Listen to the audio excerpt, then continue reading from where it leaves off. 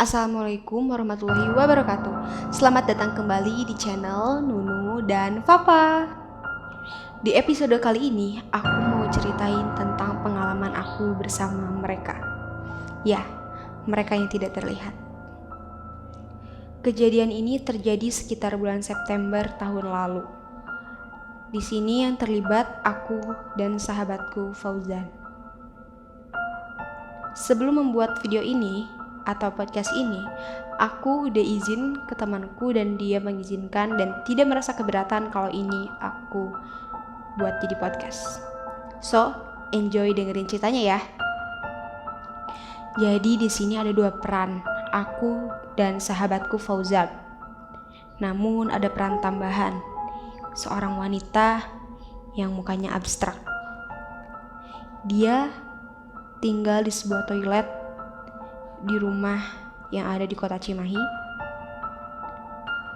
dan dia merangkak. Di sini aku bakal jelasin dulu ciri-cirinya. Tapi kayaknya agak serem ya kalau dijelasin di awal. Biar semakin penasaran, kita ceritain di akhir aja ya. Yuk, kita simak cerita awalnya. Aku akan jelasin kronologi per kronologi. Jadi, tonton sampai habis ya. Siapa tahu di antara kalian, teman, sahabat, saudara, atau bahkan pacar kalian ngalamin kejadian ini. Ini bisa dijadiin sebuah pelajaran. Oke, sabar ya, jangan buru-buru. Namanya Fauzan Akbar. Tapi aku lebih senang panggil dia Ujan atau Bambang. Kejadiannya sekitar bulan September 2019. Waktu itu Fauzan chat melalui media WhatsApp sekitar pukul 10 malam atau 11 malam. Aku lupa. Di sana Fauzan bilang kalau misalnya dia lagi nongkrong sama teman-temannya dan mau nginep di rumah, inisialnya aja ya, di rumah F yang ada di Cimahi. Begitu dengar sahabat aku Fauzan ini bilang kalau dia mau nginep di rumah F, aku langsung kaget karena beberapa teman yang aku kenal dan orang-orang terdekat dari F bilang bahwa rumahnya berhantu. Dan yang ekstrimnya, mereka mengganggu orang yang ada di rumah itu.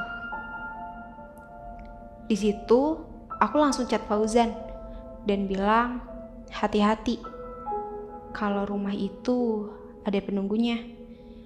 Dan aku bilang juga jangan sompral, karena aku tahu bahwa sahabat aku yang satu ini sangat sompral dimanapun itu. Bahkan bisa dinilai bahwa dia penantang. Kadang mulutnya itu ceplos-ceplos, gak pernah disaring dan dimikirin panjangnya kayak gimana. Di situ dia bilang iya. Sekitar pukul 11 lebih atau bisa dibilang setengah 12 malam, dia chat, maaf ya, ini bukannya jorok. Dia ngasih kabar bahwa dia lagi ada di WC. Lucu sih. Di sini sama sekali nggak ada cerita yang mengarah ke 18 plus ya. Di sini aku mau ceritain tentang kronologi per kronologinya. Aku buat podcast ini realita jujur, sesuai dengan kronologi yang terjadinya. Gak ada yang dilebih-lebihin atau dikurang-kurangin.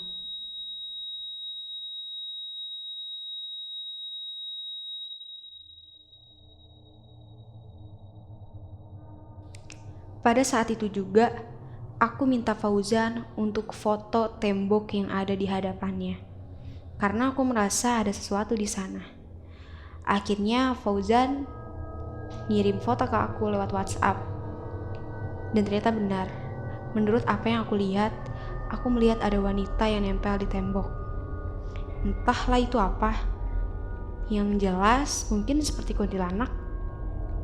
Tapi selama ini aku masih belum bisa ngelihat secara utuh. Aku hanya melihat bagian per bagiannya. Tapi di sini aku melihat jelas bahwa di situ ada sosok wanita yang menempel di tembok seperti Spider-Man. Mungkin aneh, atau beberapa orang bilang bahwa aku mengada-ngada. Tapi realitanya aku memang melihat seperti itu. Aku melihat wanita yang menempel di tembok dengan wajah yang abstrak, bertekstur, mata yang hitam seperti ada mata panda yang besar sekali, mulut yang giginya runcing seperti gigi taring, dan yang aku lihat di dalam mulutnya ada warna hitam seperti tinta, tapi aku gak tahu itu apa. Rambutnya lurus, tidak terlalu panjang, terurai ke bawah, bajunya putih kecoklatan dan kotor. Tubuhnya kurus, kukunya panjang dan hitam mencangkram tembok. Yang jelas, dia bisa menempel dan merangkak di tembok. Dan aku merasa bahwa dialah sosok wanita yang selalu mengganggu di rumah itu. Karena Fauzan bertanya, ada apa? Memangnya ada apa? Aku tahu dia orang yang penasaran. Di sini tidak ada niat untuk menakut-nakuti. Aku memberitahu agar dia tetap jaga sopan santun dan tidak sompral. Aku bilang, ada yang ngeliatin kamu. Karena waktu aku lihat, posisi wanita itu ngeliat ke arah Fauzan. Di situ Fauzan langsung buru-buru ingin keluar ke kamar mandi. Nah, setelah itu aku punya feeling gak enak sih. Fauzan bilang, tolong aku. Dia jadi parno sendiri gitu. Tapi aku juga bingung, aku harus kayak gimana, karena aku juga gak bisa bantu apa-apa. Aku bilang, berdoa, jangan sompral. Lagi-lagi dia penasaran. Dia bertanya, memangnya ada apa? Mau gak mau, tanpa niat menakut-nakuti, akhirnya aku jelaskan bahwa ada sosok wanita yang melihat dan memperhatikannya. Ciri-cirinya kukunya tajam, dia nempel di tembok, mukanya menyeramkan, jijik pokoknya. Aku baru kali ini sih lihat yang kayak gitu. Aku mulai punya perasaan yang gak enak. Akhirnya aku bilang, lagi-lagi aku bilang, banyak berdoa. Karena hanya Allah yang bisa menolongmu. Karena waktu menunjukkan semakin malam, akhirnya aku memutuskan untuk tidur. Beberapa hari kemudian, sahabatku mengajak untuk bertemu di rumah sahabatku yang aku tidak akan sebut namanya di daerah Pasteur. Kebetulan beberapa sahabatku juga memiliki kemampuan untuk melihat dan berkomunikasi dengan mereka yang tak terlihat. Tibalah hari di mana aku dan 3 sahabatku berkumpul di salah satu rumah sahabatku yang ada di daerah Pasteur.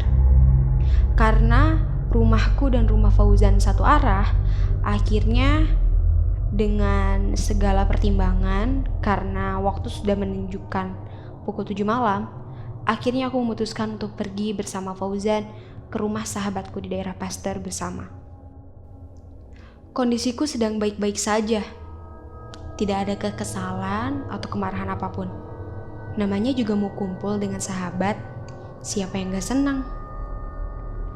Tapi entah kenapa, setibanya di rumah sahabatku yang ada di daerah Pasteur, aku tiba-tiba merasa jijik melihat Fauzan. Tiba-tiba kekesalan menyelimuti perasaanku seakan-akan, ya, aku tidak ingin melihatnya. Di rumah sahabatku di Pasteur itu, aku tidak mau sama sekali melihat muka Fauzan, bahkan untuk berjabat tangan dengannya. Aku merasa tidak sudi. Ini aneh, padahal sebelumnya biasa saja, dan tidak ada konflik apapun di antara kita. Ini aneh.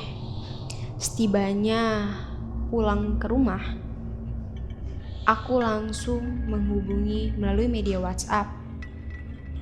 Aku langsung menghubungi sahabat perempuanku. Aku bilang, aku merasa aneh. Kenapa tiba-tiba aku merasa kesal, jijik, benci, marah kepada Fauzan? sahabat perempuanku juga merasa aneh. Kenapa? Karena tidak biasanya kita seperti ini. Ini menjadi tanda tanya yang besar. Aku memang mudian, tapi tidak mungkin moodku berubah tanpa sebab dan tanpa ada hal yang dilakukan oleh Fauzan. Semakin aneh. Beberapa hari ke depan, aku dan sahabat perempuanku bertemu. Kami janjian di sebuah coffee shop di daerah Sarijadi, blok 8 kalau tidak salah, pukul 3 sore.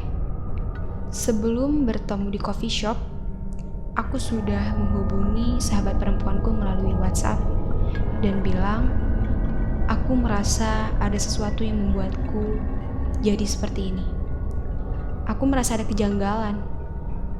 Ya, pikiranku berkata, ada sesuatu yang membuat aku tidak suka kepada Fauzan. Lagi-lagi, ini belum terpecahkan.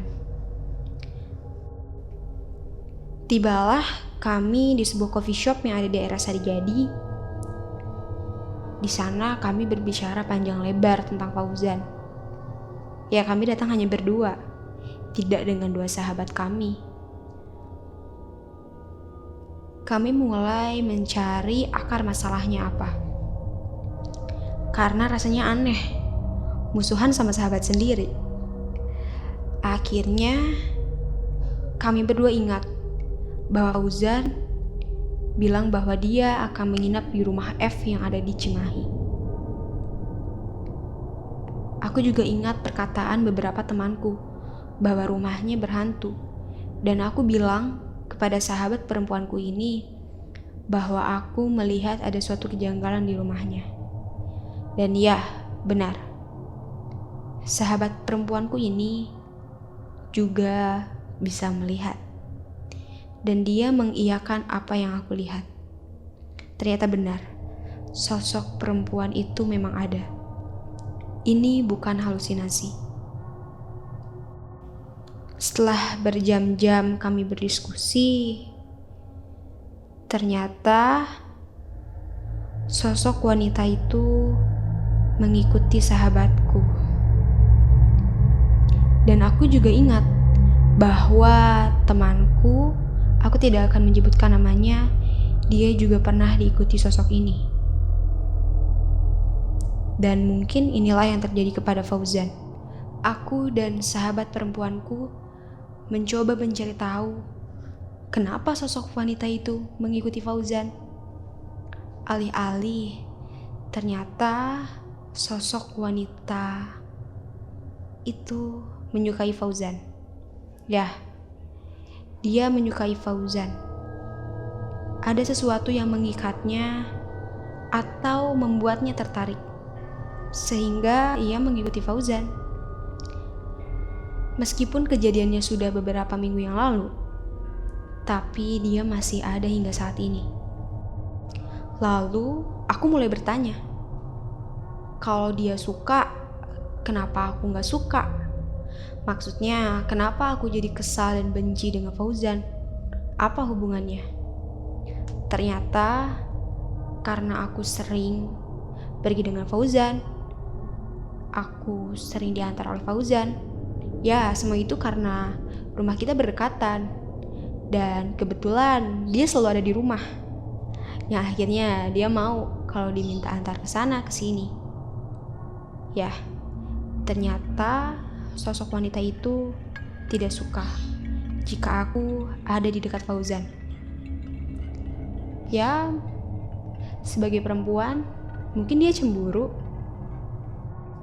Setelah beberapa hari ke depannya, perasaan ini semakin kesal, semakin tidak mau melihat. Mungkin berminggu-minggu, kesannya kita bermusuhan. Padahal Fauzan tidak melakukan kesalahan apapun. Di sini aku merasa rasanya tidak mau berteman lagi dengannya. Rasanya aku tidak mau melihat mukanya lagi. Rasanya aku ingin menyudahi persahabatan ini. Singkat cerita, ternyata Fauzan bercerita ke sahabat perempuan kami. Dia menceritakan keluh kesah dan permasalahan ini. Begitu juga dengan aku. Aku menceritakan keluh kesah ini kepada sahabat perempuanku juga. Dan akhirnya suatu hari dia bilang sosok wanita itu sudah hilang. Entahlah, entah dengan cara seperti apa. Yang jelas, secara seketika sosok wanita itu sudah tidak mengikuti Fauzan lagi.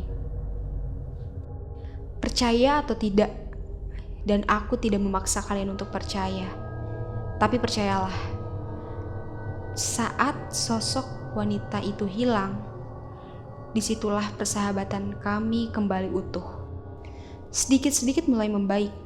Aku mulai berbicara dengan Fauzan, melihat wajahnya. Kami mau berjabat tangan dan semuanya kembali. Semuanya kembali ceria. Kami berkumpul bersama, tertawa bersama, dan tidak ada lagi yang namanya kesal. Dan yang paling penting, tidak ada lagi sosok wanita itu. Bagi kalian yang masih belum sadar, aku ingatkan kembali bahwa dia bukan manusia. Ya, mungkin sejenis kuntilanak. Ya, aku tidak tahu. Yang jelas sangat menyeramkan. Mungkin kalian pernah mendengar bahwa ada cerita tentang seseorang yang diikuti atau ditempeli oleh makhluk halus. Katanya mereka sulit mendapatkan jodoh, akan rusak hubungannya, atau merusak pertemanan, dan lain-lain. Dan dari pengalaman yang aku alami, aku percaya itu. Aku percaya bahwa kehadiran mereka bisa merusak hubungan yang telah ada dan kita jalani. Ya, itu benar. Dan yang lebih parahnya lagi, kejadian ini terulang saat Fauzan mendaki Gunung Cikuray. Entahlah, semuanya terulang. Rasa kesal, benci, jijik, semuanya kembali. Dan lagi-lagi sosok wanita. Ya, ini sangat menyebalkan. Namun ya, semakin hari semakin renggang. Persahabatan kami tidak seasik dulu. Mungkin karena faktor mereka. Tapi di sini aku tidak akan menyalahkan mereka. Mungkin karena kami memiliki kesibukan masing-masing yang akhirnya menyebabkan persahabatan kami renggang. Aku tidak akan bercerita panjang lebar lagi karena cerita ini sudah mau mencapai 20 menit. Terima kasih bagi kalian yang sudah mendengarkan ceritaku dari awal sampai akhir. Semoga kalian tidak mengalami apa yang aku alami. Ingat, berdoa. Oke, segitu dulu ya ceritanya. Sebenarnya masih banyak cerita yang mau aku ceritain ke kalian. Kita lanjut nanti di episode kedua. Jangan lupa untuk subscribe channel ini biar aku makin semangat bikin videonya. Dan nyalain lonceng notifikasinya biar kalian gak ketinggalan cerita dari aku. Like dan share video ini ke seluruh sosial media yang kalian punya. Dan untuk kalian yang punya cerita kayak aku atau pengalaman pribadi kayak aku, kalian bisa share di kolom komentar atau DM ke Instagram Nuna dan Fafa. Oke, see you next time. Bye-bye.